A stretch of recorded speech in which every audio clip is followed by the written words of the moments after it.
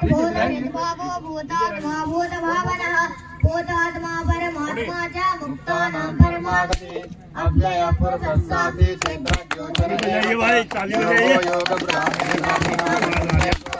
नारसिंह को श्रीमान केशव पुरुषोत्तम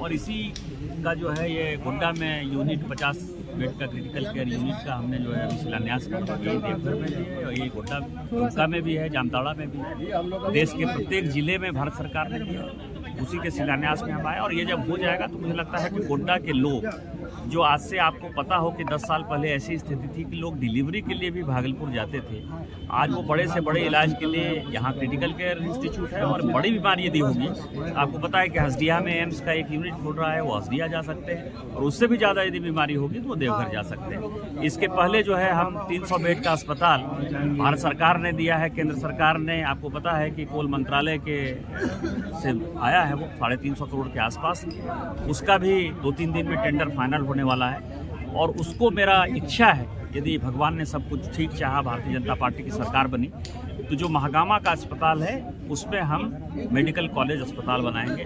गोड्डा को ये भी सुविधा है। तो जिस तरह भी गोड्डा के सदर अस्पताल में महिला चिकित्सक नहीं है, तो यहाँ पर चिकित्सक की व्यवस्था किसके द्वारा किया जाएगा? ये सब राज्य सरकार का विषय है। राज्य सरकार इन चीज़ों को करती नहीं है, उन चीज़ों का मुझे अंदाजा है। इसी कारण से मैंने आपको कहा कि महागामा का जो अस्पताल कोल इंडिया बना रही है उसको फाइनली मुझे मेडिकल कॉलेज अस्पताल बनाना है।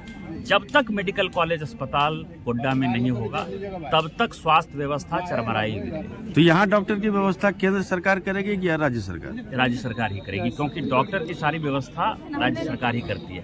केंद्र सरकार जो व्यवस्था करती है, मैंने आपको बता दिया कि जो हसदिया में एम्स चलाने वाला है वहाँ केंद्र सरकार व्यवस्था करेगी, और देवघर में जो चलाने वाला है एम्स जो है वहाँ व्यवस्था करेगी। इसके अलावा हम ESIC का जो है एक लेबर डिपार्टमेंट का, भारत सरकार के लेबर डिपार्टमेंट का 100 बेड का अस्पताल और बना रहे हैं। तो भारत सरकार इस पे लगी हुई है।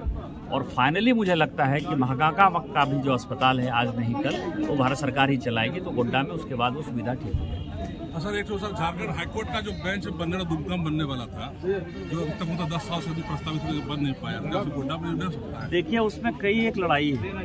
अभी हमारे विधायक ने जो है, देवघर के विधायक ने विधानसभा में उसका कहा, वकील लोग जो है, आप ही जैसे वकील जो है, आप पत्रकार के साथ साथ वकील भी, तो वकील जो है वो उनका पुतला दहन करते हैं। अब इसका रास्ता ये है, जो भी हाई कोर्ट फैसला करेगी, पहले हाई कोर्ट फैसला करेगी, उसको दूसरा बेंच बनाना है।